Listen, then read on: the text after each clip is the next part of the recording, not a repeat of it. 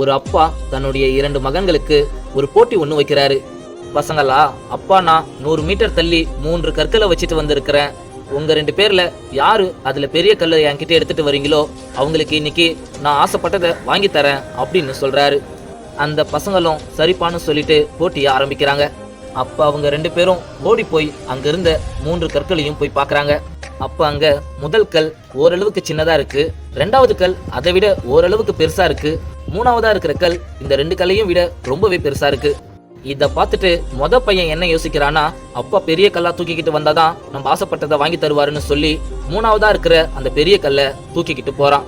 மிச்சம் இருந்த அந்த 2 கற்களையும் அந்த 2வது பையன் பார்த்துட்டு, முதல் கல் சின்னதா இருக்கு, 2வதா இருக்கிற கல் அந்த முதல் கல்லை விட பெருசா இருக்கு, ஆனா நம்மளால இந்த சின்ன கல்லை தான் தூக்க முடியும் அப்படின்னு யோசிச்சு முதல்ல இருக்கிற அந்த சின்ன கல்லை தூக்கிக்கிட்டு போறான்.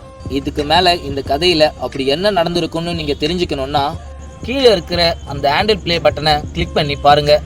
இந்த குட்டி ஸ்டோரி பிடிச்சிருந்தா மறக்காம லைக் பண்ணுங்க.